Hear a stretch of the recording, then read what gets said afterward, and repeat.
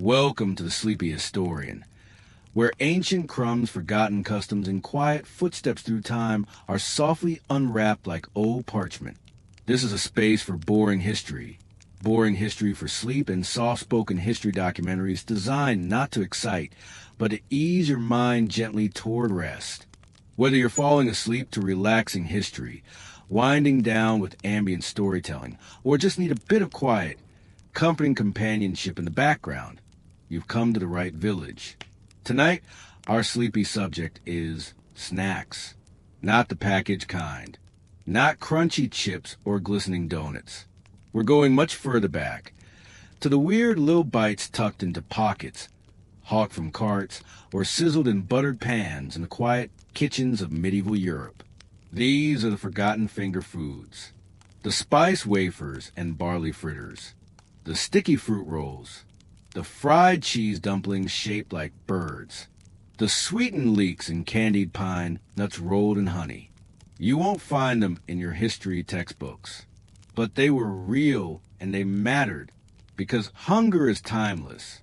We'll drift gently from monasteries to marketplaces, from noble kitchens to peasant hearths. Together we'll observe, quietly, the strange, savory, sweet, and sometimes utterly baffling snack foods that people once relied on when the sun was high, the chores were long, and dinner felt far away. And we'll do it all in the spirit of calm narration, bedtime relaxation, and the slow, even rhythm that lets your mind wander as your body settles. So dim the lights, let the kettle whisper, pull the blanket close. Imagine a small village square, a warm hand pie in your hand, and the smell of smoke, spice, and yeast wafting to the cool evening air. This is boring history for sleep. Storytelling with soft footsteps, slow descriptions, and warm crumbs of forgotten time. Let's begin. Imagine yourself waking in a cramped wooden cottage, somewhere in the English countryside. It's early morning. Not that you'd have a clock to know, but the light filtering through the slits in the shutters has a pale blue cast, and the sound of chickens has already begun to rise in the lane outside. The floor beneath your feet is packed earth, cool and faintly damp. You rub your eyes and stretch, your limbs still heavy from yesterday's labor. There's a long day ahead, but first, something to eat. Breakfast in the medieval world wasn't quite the affair it is now. For most common folk, a small bite was grabbed quickly, without ceremony. It might be a hunk of coarse rye bread dipped in yesterday's onion broth, or perhaps a small hand pie, wrapped in a scrap of cloth and tucked away the night before. If you were lucky, it was still warm from the ashes of the hearth where it had been left to bake. But for the enterprising few, especially in towns and cities, there was the market, and the market meant options. You walk slowly down the cobbled lane toward the square. Smoke curls from crooked chimneys. The thatch above you drips faintly from last night's rain. You pass a neighbor stirring a pot of barley mush over a tripod. A sleepy dog follows your footsteps, tail wagging without much enthusiasm. The market smells interesting. Warm yeast, roasting chestnuts, stale ale, sheep's wool, and overripe turnips all seem to mingle in the air. It's busy but not rushed. People call softly to one another. There are no carts with jingles or horns. Just the slow rhythm of medieval trade. You spot a woman behind a table selling what looks like twisted dough ropes, small fried morsels, glistening faintly with what might be honey. She's rolled them in crushed herbs, maybe even crushed fennel seeds. You ask the price. She tells you 2 pennies. You fumble through a small pouch made of stitch wool and hand them over. You bite. It's odd. Sweet, yes, but also savory. The herbs tickle your nose. The dough is chewy, not fluffy, but it's warm and your stomach sighs in relief. You walk on, past a boy roasting cheese curds on a skewer.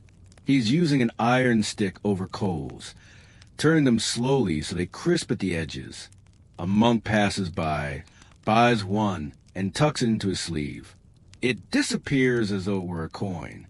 You see a barrel with something bubbling inside, A woman lifts the lid and offers a ladleful of thick, spiced milk, slightly sour, sweetened with dates. She tells you it's good for keeping one's humors balanced. At another stall, there's a pie, but not just any pie. It's filled with preserved fish and apples, dusted with cinnamon. She calls it a fasting pie. You wonder how it tastes, but you're already full. In medieval markets, there were no health codes, no plastic wrap, but there was community. The food might be simple, odd by modern standards, or even questionable by today's hygiene, but it was made with care. Shared, traded, carried in pockets and satchels, eaten with cold hands beside a fire. The weirdest thing? Many of these recipes lasted. Some evolved. Others disappeared entirely. But in this quiet corner of the world, in the dim light of morning, they lived briefly, one bite at a time.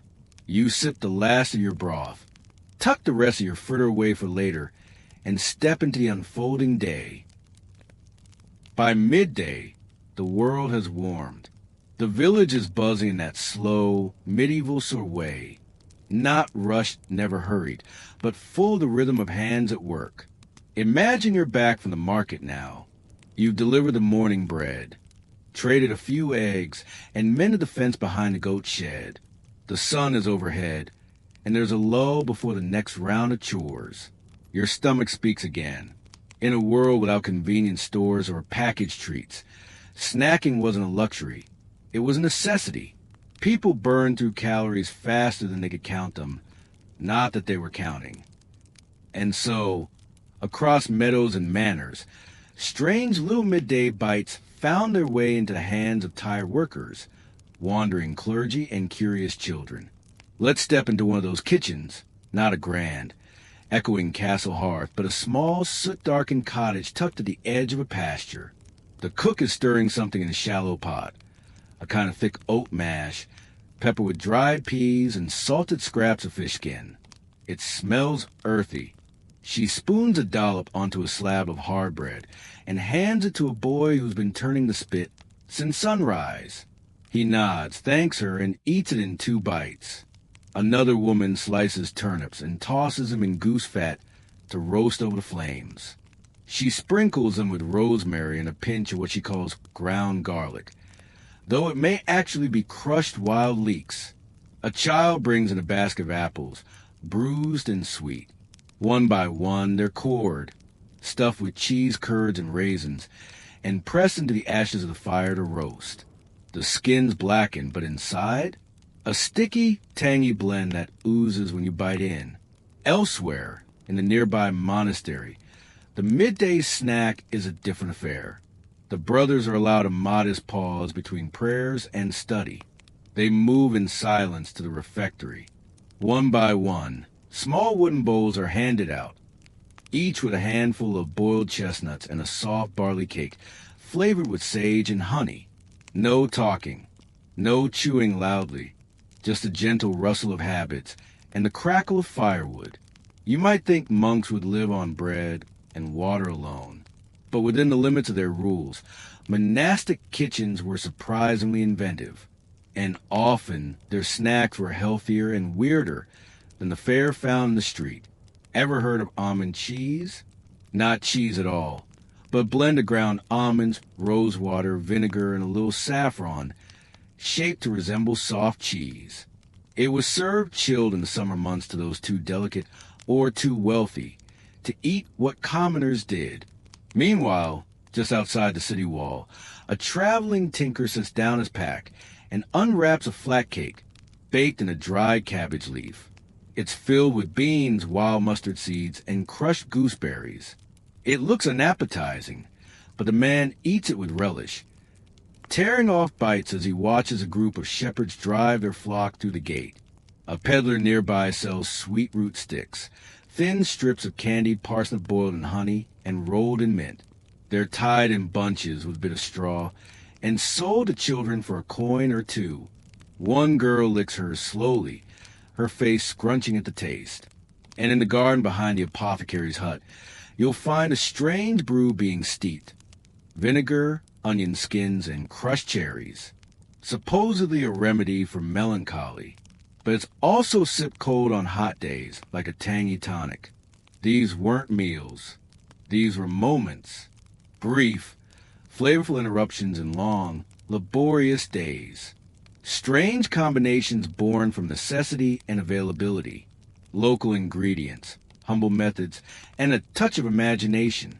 You might not crave pickled eggs and ash sauce, or cheese stuffed apples, but once, in another life, they were comfort food, and they filled more than just stomachs. They filled the space between hours.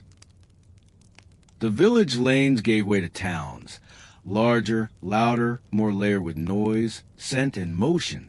And while most of the countryside moved to the rhythm of bells and beasts, the towns pulsed with something different. Commerce, chatter, and the scent of something cooking.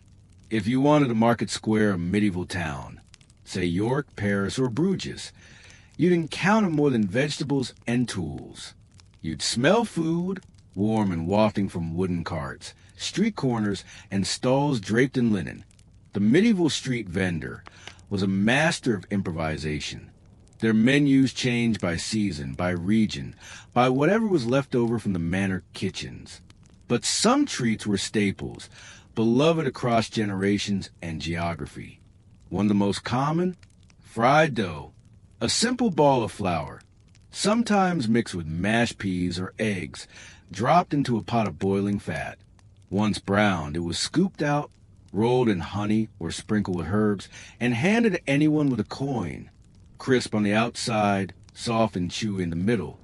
It was the medieval answer to the donut. It was portable, fast, and eaten hot. Not far off, a boy sells cheese wafers. Thin sheets made from a batter of egg and cheese, grilled between iron plates and wrapped in dried fig leaves. He keeps them stacked under a cloth and fans the steam away with a bundle of feathers. Every now and then, a merchant or a scribe will stop and pay for one, eating it slowly while leaning against a stone wall. And then the fish stalls. Oh, the smell. Pungent, yes, but familiar to medieval noses. Small freshwater fish, skewered and grilled over charcoal. Some were brushed with fermented garlic sauce, others wrapped in wild mustard greens. A few peddlers offered spice-dusted eel skins, crispy and slightly greasy, served on flat stones like medieval chips. Of course, not everything was savory. At the edge of the square, near the church, a woman in a patched apron sells candied nuts. Her recipe? Hazelnuts boiled in honey and tossed with chopped rose petals. She calls them angel teeth. They crack gently in the mouth, sweet with floral aftertaste. Another vendor offers lemon water.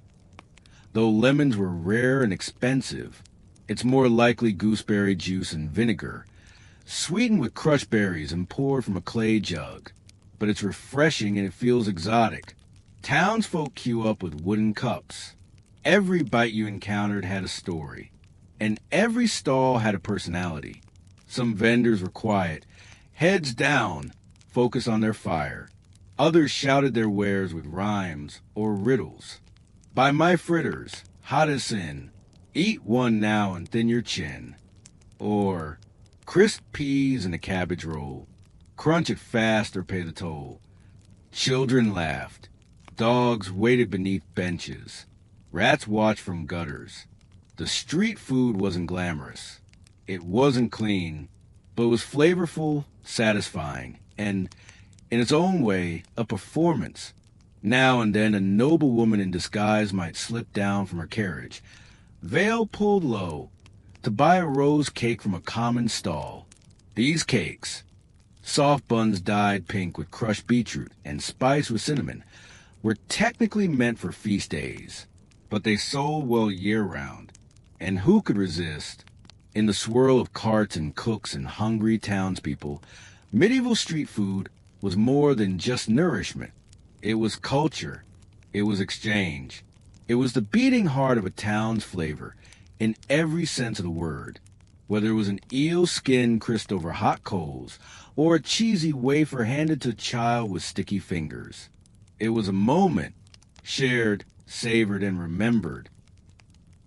Now that we've wandered through the markets and alleyways, let's slip into quieter chambers and follow the trail of someone whose name still echoes through history. Eleanor of Aquitaine. She was no peasant or monk. Born in 1122, Eleanor was one of the most powerful and enigmatic women of the medieval era. Duchess of Aquitaine, Queen of France, and later Queen of England. Her life was layered with politics, poetry, scandal, and splendor. But tonight, we won't focus on her marriages, her crusades, or her royal influence. Instead, we'll peer into something softer, smaller, a slice of her life rarely explored. Let's look at what a woman like Eleanor, royalty, yes, but still human, might have eaten between meals. Picture a stone-walled chamber within Poitiers or Winchester Castle. The air smells faintly of lavender and wool. A fire crackles in the corner. Eleanor sits at a low table, her gown gathered beneath her, reading a letter from a distant cousin in Provence. A servant enters quietly, placing a silver tray beside her. It's not dinner, not even supper. It's something to tide her over. A royal snack. On the tray, candied violets and preserved figs, slices of cold goose, a soft paste of ground almonds mixed with honey and orange blossom water. What might have been the medieval precursor to marzipan. There's also a tiny pitcher of spice wine, diluted with warm water. This isn't gluttony. This is maintenance. A queen needed strength for audiences, for letters, for decisions, for appearances. And Eleanor especially moved often, from court to court, castle to castle. When traveling, her retinue prepared simpler snacks: flatbread with goat cheese, herb-dusted olives, slices of smoked trout wrapped in cloth. She carried dried apple rings and pressed plum cakes, not unlike modern fruit leather, for long journeys on horseback. In Aquitaine, where she was born, the food was fragrant and rich. Garlic, rosemary, pine nuts, and honey. It said that Eleanor kept a personal apothecary, someone who also doubled as a kind of flavor curator, choosing snacks not only for health but pleasure.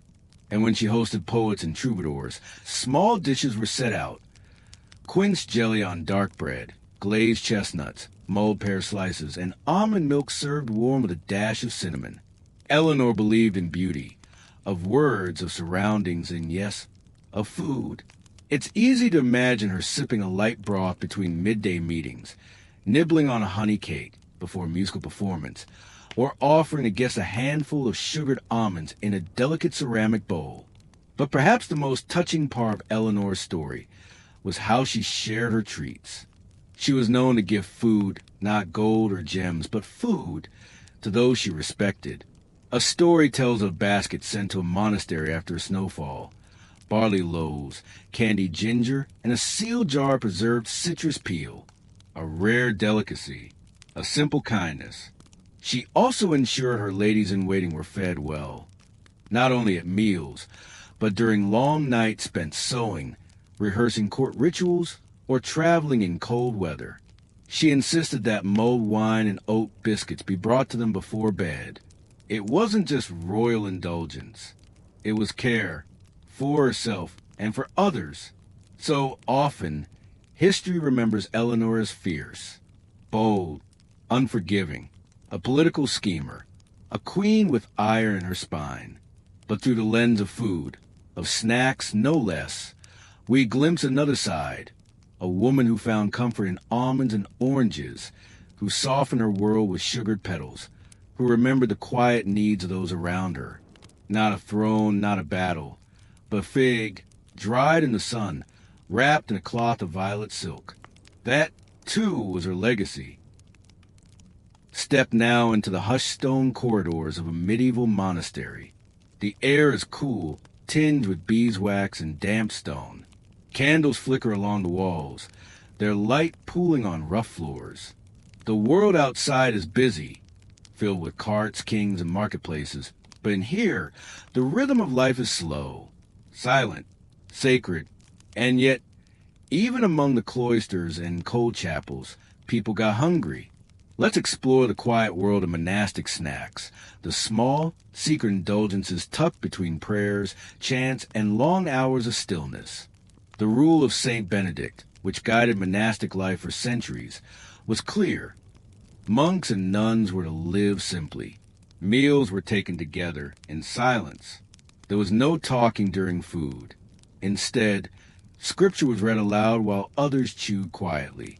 Meat was discouraged. Portions were modest. Gratitude, not gluttony, was a rule. And yet, rules were often bent, not with rebellion, but with kindness. Imagine a chilly morning in the scriptorium, the monastery's writing room. Monks sit hunched over desks, copying text by hand. Fingers ache. Eyelids droop. Outside, the wind scratches at the shutters. A young monk quietly enters with basket. Inside, dried pears, coarse oat biscuits, a flask of warm honey water. He places it gently beside a tired brother. Nothing is said, but eyes meet, a small nod, a shared comfort. In nunneries, too, there were moments of softness. A 14th century document from France mentions a convent that grew its own saffron, not only for dye and medicine, but for sweet cakes. The nuns baked small pastries on holy days, using almond flour, rose water, and precious bits of dried citrus peel. They called them sun bites. There's also a charming record from Yorkshire. A group of nuns kept a hidden cabinet in their quarters, where they stored cheese, salted hazelnuts, and dried mushrooms. A sign above it read, "For the weak and the weary." It wasn't gluttony. It was care. Some abbots allowed snacks for monks who woke early for vigils. These night bites included spiced milk, fig bread, or a thick barley porridge eaten slowly by candlelight. Even strict monasteries recognized that prayer was hard work, and a little sustenance could help keep the spirit sharp. Of course, some orders were stricter than others. The Cistercians, for example, banned sweetened foods altogether. No honey, no fruit wine, no pastries. Meals were plain and silent, but even they had loopholes. An old kitchen ledger from a Cistercian abbey in Bohemia notes an unusually high use of almonds and vinegar, likely for creating mock cheeses and hearty broths that could be served between the canonical hours. Not indulgent, exactly, but far from starvation. Food, in the monastic world, was both sustenance and symbolism. Bread wasn't just bread. It was the body of Christ. Wine was not just wine, it was a sacred gift. But even outside ritual, food held meaning. When a monk was ill, broth was offered with herbs like thyme and lovage. When a sister wept quietly after evening prayers, someone would bring her warm milk laced with clove. When the snow fell heavily and travel was impossible, the kitchens were permitted to make comfort cakes, thick loaves filled with fruit and spices, shared quietly with the poor outside the gates. These were not indulgences. They were kindnesses, softness in a hard world, quiet warmth against the cold. And so, in the world of stone and silence, snacks found their place, not loudly, not decadently, but tucked between the lines of scripture and the folds of woolen habits. The clink of a ceramic mug, the scent of pear skin, the hush of gratitude exchanged without words. In monasteries and nunneries, food was never the center of life, but it was very often the thread that held people together. Imagine a grand castle at twilight. The walls are heavy with tapestries, and the air smells of roast meats, wax floors, and damp stone corridors. The great hall is empty now. The nobles have finished their meal, their laughter echoing off into the upper chambers. But down below, in the warm belly of the keep, the real activity is beginning. The kitchens are alive. Soft clatter clay pots, whispers between tired scullions, the pop of coals. the hiss of dripping fat. This is where the story of late-night royal snacks unfolds. Not for kings, but for those just outside their orbit. While monarchs dine on elaborate spreads of swan and boar, many of their attendants, pages, grooms, guards, kitchen boys, waited until nightfall for their turn to eat. These weren't formal banquets. There were no silver spoons, no heralds announcing courses. These were the quiet, shadowy meals shared in corners, stairwells, and guard posts. And they were oddly delightful. Leftover bread soaked in warm ale and eaten like porridge. Bits of roast meat scraped from the bone. Hard cheese shaved onto dried fruit. Warm pies that never made it to the table. Kept back by sympathetic cooks for friends or favorites. In some castles, there was even a tradition known as the second feed. After the nobles had gone to bed, kitchen workers were allowed to gather and eat what remained from the evening's feast, with the steward's blessing. Though it was meant as practicality, it often became a nightly ritual. Some stewards looked the other way if sweetmeats went missing. Tiny fig tarts, or balls of honeyed almonds coated in rose sugar. If a cook had done well that day, he might be slipped a sliver of venison pie or a bit of stewed plum and wine. It was understood service was exhausting, and hunger didn't disappear just because the bell had rung. Now picture the castle's night guard, pacing the high stone walls with torch in hand, breath foggy in the cold. Tucked inside his wool cloak, he carries a pouch. Inside, cold sausage, an onion roll, and a tiny flask of cider. It's not luxurious, but it's enough. He chews slowly, the firelight flickering against his boots. Nearby, a laundry maid steals 5 minutes from her night duties to eat a leftover apple fritter, still slightly warm in its linen wrap. She leans against the doorway and closes her eyes. This wasn't gluttony. It was survival and comfort and, for a moment, quiet joy. There's a curious 15th century record from the court of Burgundy that details a night basket custom, where certain favorite knights received evening parcels filled with comfort food, cheese wrapped in soft cloth, cherry cakes, a small jug of spiced milk.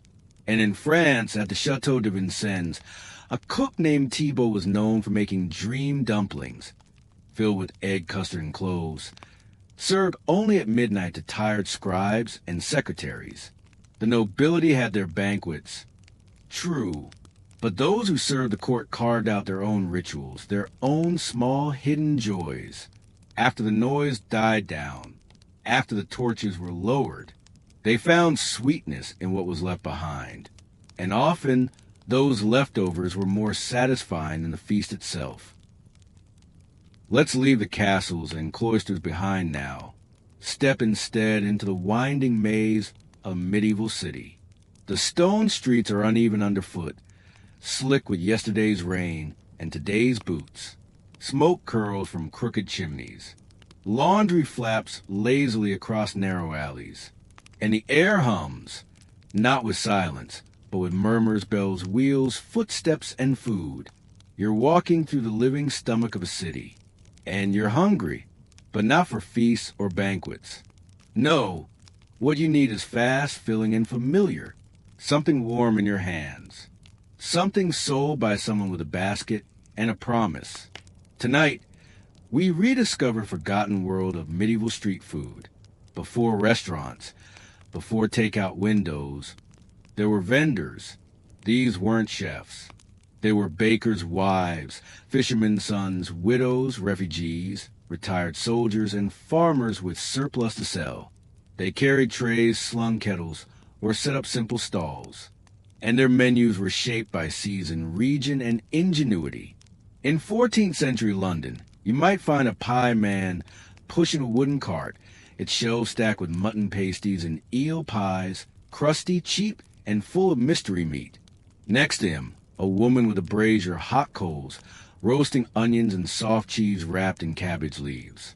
And behind them, a boy hawking cups of warm, spiced ale, no stronger than broth, but enough to take the chill out of your bones.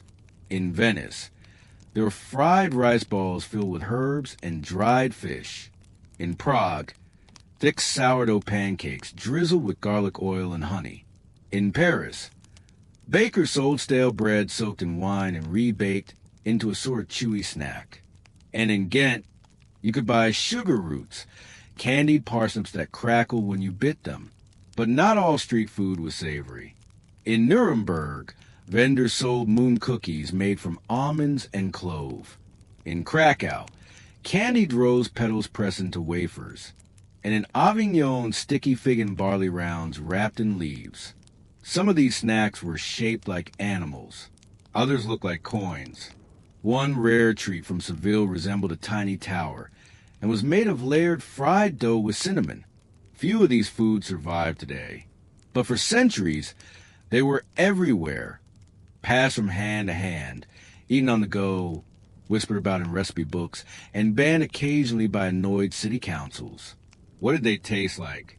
Historians and experimental archaeologists have tried to recreate them. One researcher in York fried an onion-stuffed barley cake using a 13th century description. It was crisp, savory, and surprisingly rich. Another baker in Florence reconstructed a medieval cheese tart made with almond milk and orange peel. Sweet, floral, and dense. Even when the ingredients were humble, the flavors were bold. Mustard seeds, vinegar, nutmeg, leeks, salted fish, stale rye, smoked plums, mint, juniper, lavender. These were foods that satisfied quickly. They didn't require forks, and they didn't last long. And the people who ate them? City apprentices on break, pilgrims leaning against church steps, weavers hunched on stairwells, children watching carts rattle by, women pausing on their way to the wash house. They chewed and talked and swallowed in motion. Sometimes, street food was the only food people had that day. In one sad account from 15th century Cologne, a mother fed her child a single fried beet ball, split in half. That was their entire meal. In other cases, it was a treat, a reward, a familiar comfort in a hard and noisy world. So now, as the market closes and dust presses in, imagine yourself beside a brazier, eating a thin fritter laced with thyme and onion. A bell rings far off. Rain begins to patter. You pull your cloak tighter and take another bite. It's not fine dining, but it's enough. Now, let's leave behind the crackle of street braziers and duck into the hush of another place entirely, a library, but not the kind filled with modern shelves and glowing screens. No, this is an ancient archive, dimly lit, the air thick with the scent of dust, parchment, beeswax, and leather bindings. Lanterns flicker against stone walls. Wooden desks groan under the weight of open tomes. A scribe gently turns a page with the tip of a knife. Welcome to the hidden world of medieval food records. Much of what we know about strange medieval snacks comes not from paintings or poems, but from ledgers, cookbooks, and tax logs. Recipes scribbled in the margins of prayer books, monastery inventories, merchant shipping records, court menus recorded for posterity or for legal reasons. In a 14th century German ledger, a monk itemized almond cheese baked in wheat shells. In a French noble's estate account, there is mention of chewy oat pebbles, which historians now believe were honey-dried clusters of oats and raisins. These snippets weren't meant to survive, and yet they did, forgotten between pages. There's a particularly curious entry in a 13th century English cookbook titled The Famille of Curry, commissioned by King Richard Tousecourt. Alongside detailed instructions for roast peacock and pottage, there's a brief, cryptic line. Fry breadies in oil, cast sugar, take flowers of hawthorn, press on top. What was this? A fritter? A dessert? A floral toast? No one knows for certain. But some modern chefs have tried it, recreating a fried bread topped with candied hawthorn blossoms. Sweet, crisp, and delicate, a medieval flower snack. Another oddity emerges from a Venetian apothecary's inventory. Dried trout skin rolled in honey and fennel seed, a traveling remedy for exhaustion. Food as medicine, yes, but also a snack. In a monastery in the Low Countries, an illuminated manuscript depicts a monk chewing on something beside a vine. The illustration's Latin caption translates loosely to, "Brother Willem enjoys his pearl of barley." Some believe this refers to a barley candy, pressed into bead-like shapes and dried in linen. In Icelandic texts, there's mention of shadow bread, a thin ash-colored rye crisp meant to be eaten during times of mourning. It was flavored with wood smoke and salt, and often carried during long funeral processions. Why were these foods created? Sometimes they were born of scarcity, at other times of ritual, but many appear to have existed purely because people, then as now, found joy in eating odd little things. We find records of snacks shaped like saints, tiny baked crusts meant to look like churches, pies dyed green with parsley juice, and confections carved to resemble swans, stars, or tools.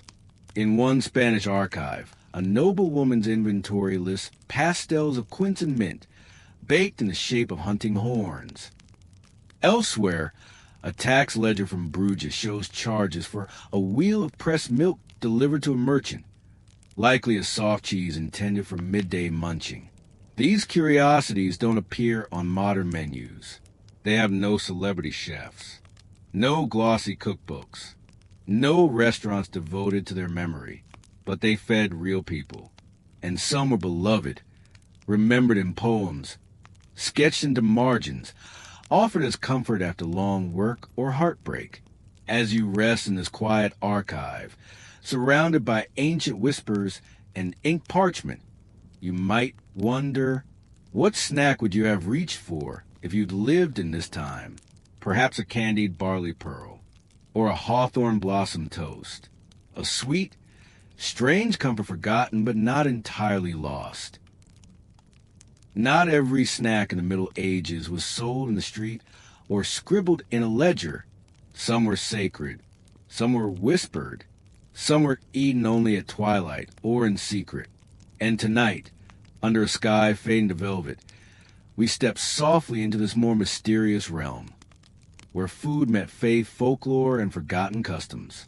In medieval Europe, the line between food and ritual was faint. Take, for example, the soul cake. These small, spiced pastries were made on All Souls' Day, November 2nd. They were baked by women and children, marked with cross, and given out in exchange for prayers. Poor folks, known as solars, would knock on doors, singing gentle rhymes and receiving soul cakes in return.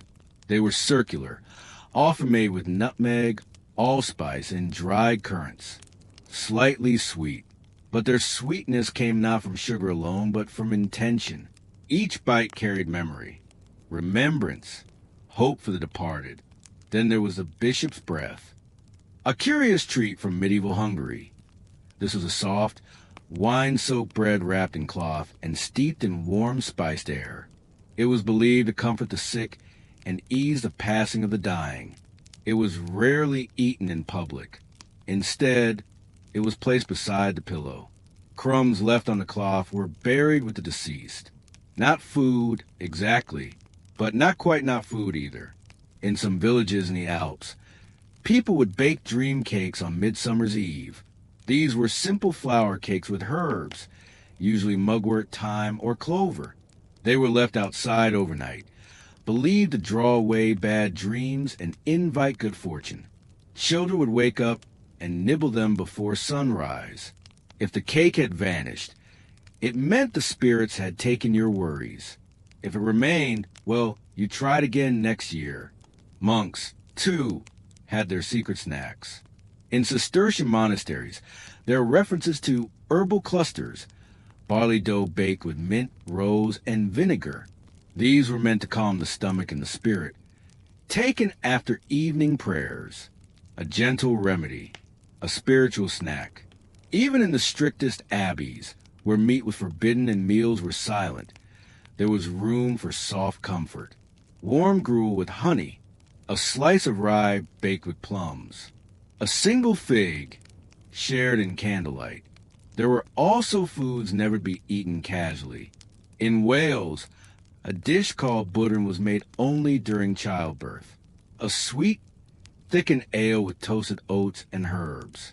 The midwife would serve it warm, once the child was born, to both mother and attendants. No one else drank it.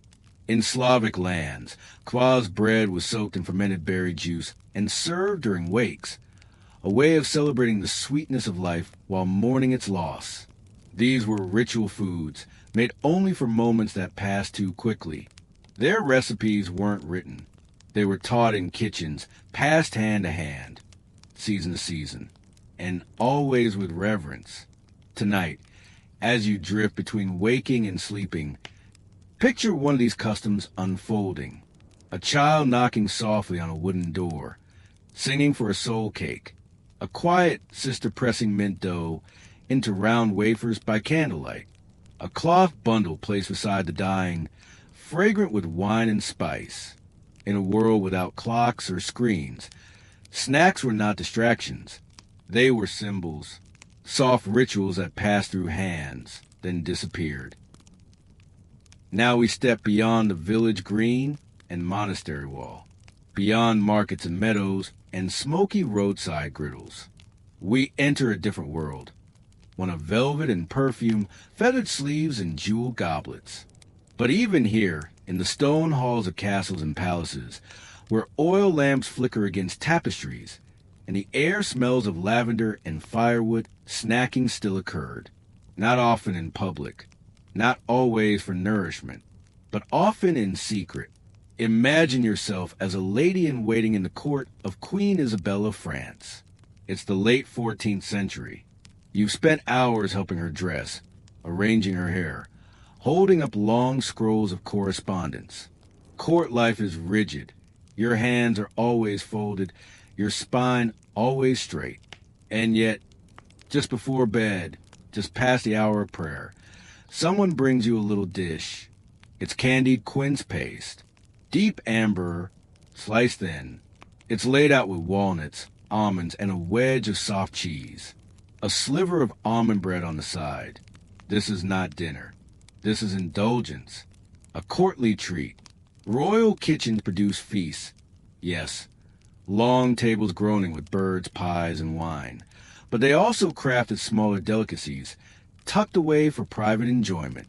In the court of Burgundy, records mention spiced pear marzipan wrapped in gold leaf. It wasn't served at feasts. It was gifted, eaten behind curtains, shared between lovers, or offered to a visiting noble. In England, nobles enjoyed caudle, a thick, creamy drink made of wine, egg yolk, and honey. It was often served to the sick, but also to those who stayed up late reading or playing cards. It was sipped slowly, comforting, a medieval version of a midnight cocoa. There's something oddly human in this. Even at the highest levels of wealth and power, people craved something soft, something sweet, something warm between meals. During winter hunts, noblemen were known to carry clove sugar pellets in velvet pouches. They were sucked for warmth and breath freshening. Some were infused with crushed violet or rose petals. At tournaments, knights were sometimes offered apple cheeses, dense confections made from stewed apples and spices, cut into wedges and wrapped in cloth. One 15th century duchess of Milan kept a silver box of candied fennel seeds beside her bed. They were thought to aid digestion, but also they were delicious. And then there were the hidden snacks. Ladies of the court, often corseted and seated for hours, would sometimes keep pressed fruit chips, fig, pear, plum, tucked in silk handkerchiefs. Soft and chewy, they offered quiet comfort. One poem from 1432, written in the Low Countries, describes a lady with ink-stained fingers, hiding sugared almonds in her cuff.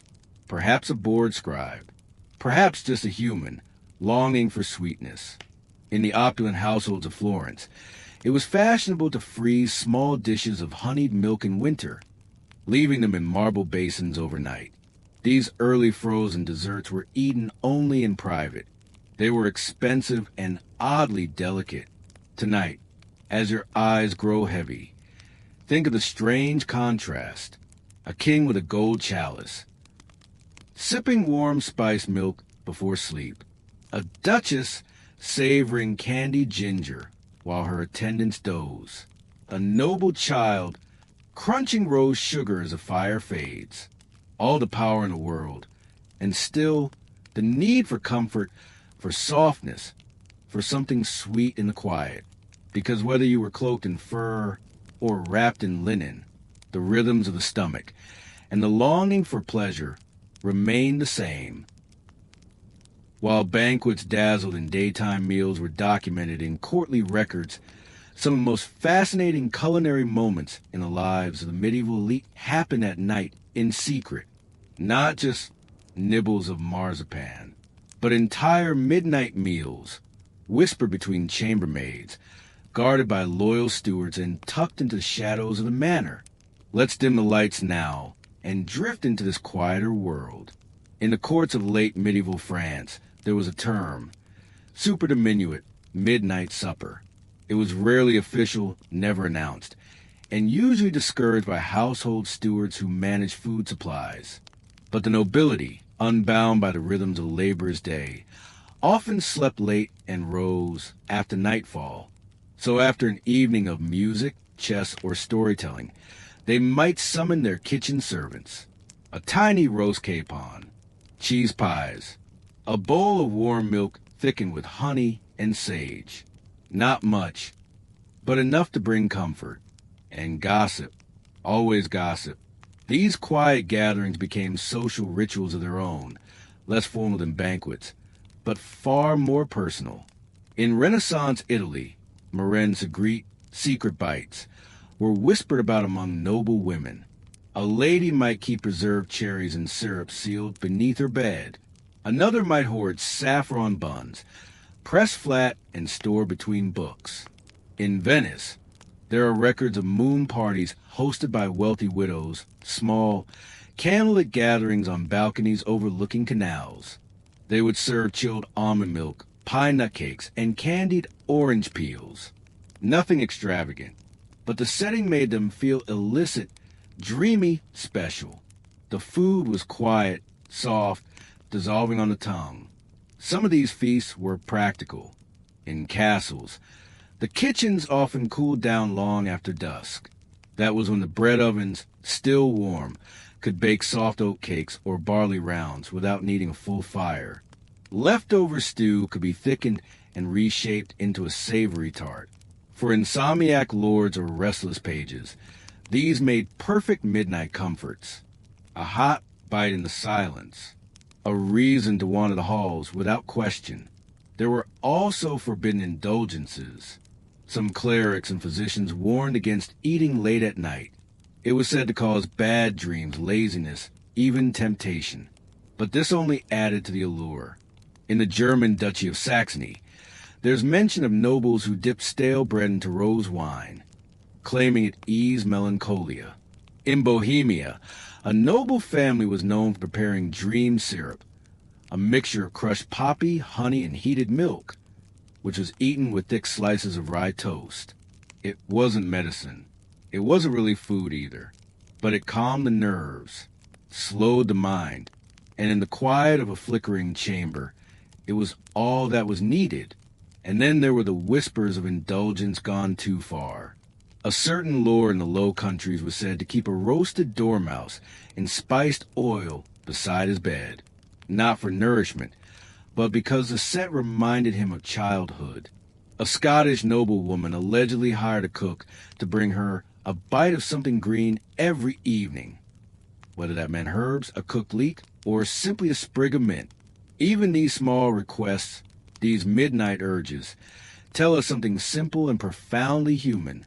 No matter how wealthy, no matter how powerful, people long for comfort. And sometimes that comfort came in the form of a warm tartlet, a slice of candied pear, or a sip of something soft before sleep. So tonight imagine a nobleman gazing out over candlelit gardens, lifting a spoon of thick honey custard. A noble woman, her jewels removed, her hair unbound, biting into a tiny plum cake beneath the quilted covers. The feast is over. The day is done. But still, a quiet indulgence remains. Not for ceremony, not for spectacle, just for joy. Imagine, if you will, a queen, not on her throne, not at a coronation, but alone at a small wooden table, long after the courtiers have retired. The hearth crackles softly behind her. A tiny dog snores at her slippered feet. And on the table, not jewels, not letters of state, but a small ceramic dish of stewed apples. Cinnamon clings faintly to the steam rising from it. She stirs slowly. She does not speak, because even queens get hungry late at night, and even queens crave simplicity. We often imagine nobility surrounded by excess, towers of meat, oceans of wine, golden plates. And yes, that's sometimes true. But in the quiet hours, after the audience chambers emptied, they too returned to small pleasures. It was common in the 14th and 15th centuries for aristocrats to request modest bed bites, tiny trays of soft bread soaked in milk, stewed plums, or even a single boiled egg, food not meant to impress, but to soothe. In the court of Eleanor of Aquitaine, records mention her fondness for herbal breads, slices of barley loaves baked with crushed sage and thyme. These would be served warm in linen wraps, just before her ladies tucked her in. Not a feast, not even a meal, just a quiet ritual. Henry IV of France, despite his lavish public banquets, reportedly loved a bowl of roasted chestnuts before bed, especially in winter, when the wind howled against stone windows. Sometimes he would share them with his dog. And Margaret of Anjou, the formidable queen consort of England, often requested a sop before sleep, a piece of toasted bread soaked in warm wine and topped with a soft cheese. She said it helped her dreams feel gentler. There's something so deeply human in these moments. A king, exhausted by war, savoring a spoon of spiced lentils. A duchess, brushing crumbs of honey cake from her lap in the flicker of lamplight. A scholar lord in Prague, chewing slowly on candied ginger while turning pages of a worn Latin text. They had power. They had servants. They had more wealth than they could spend. But still, at the edge of sleep, what they wanted was warmth, familiarity, taste. In a manor in Devonshire, an old steward's journal from 1472 details the bedtime routine of his mistress, Lady Anne. After her baths, she would be brought a small linen-wrapped bundle of oatcakes, a mug of almond milk infused with bay leaf, a cloth with 5 dried cherries and 1 cube of pressed apple. Every night, the same, without fail. She was a powerful matron in court affairs, but at night, she returned to these same humble offerings. Perhaps they reminded her of childhood. Perhaps they helped her forget the day's intrigues. Or perhaps they simply made her feel human again. And so tonight, as your eyes grow heavier, let us drift into their world. Not the world of kings and queens on thrones, but the world of nobles as they truly live behind stone and curtain. A spoon of honey in warm milk, a sliver of cheese on toasted rye, a candied violet, melting slowly as sleep approaches. They did not fall asleep in silence. They fell asleep to the comfort of flavor, the softness of ritual, the gentle weight of simple joy. And now, so can you. And so now, as the final crumbs fade into candlelight, we close a long and quiet book of medieval cravings. From the soot-blackened alleys of town markets to the echoing corridors of royal chambers, we followed the forgotten trail of medieval street food, bedtime snacks, secret nibbles, and quiet indulgences. No clamor, no rush, just a subtle rhythm of life. The rhythm of hunger met with warmth, of exhaustion met with something soft, something sweet, something comforting. In this slow journey through history, we haven't focused on battles or crowns, but on the bites between the pages. Because the people of the past, whether peasants or queens, still lived hour by hour. They still leaned into cravings. They still followed their noses to the kitchen hearth. They still sipped broth in the dark and whispered stories beside oven doors. They were human, tired, curious, hungry, just like us. Here at Sleepy Historian, we believe that boring history isn't boring at all. Not when it's told in the right light, or rather in the dim light. The candlelit corner, the whispered hallway, the muffled kitchen. Thank you for letting this soft-spoken history documentary become your bedtime ritual tonight. Thank you for trusting us with your relaxation. And thank you for traveling so gently for so long through the quiet fold of time. Now the fires are out, the crumbs are brushed away, the moon is high, and even the castle dogs are sleeping. There is nothing more to do, no more to eat, no more to know, just a little stillness. Just rest. Sleep well, listener. May your dreams be full of honey cakes, barley buns, and distant bells tolling in fog. And may your heart be full as theirs once were. This has been another calming journey from the Sleepy Historian, where boring history, bedtime relaxation, and soft storytelling meet to help you drift off. Whether you're a fan of Roman history, medieval kitchens, or simply quiet narration, we'll see you again very soon. Good night.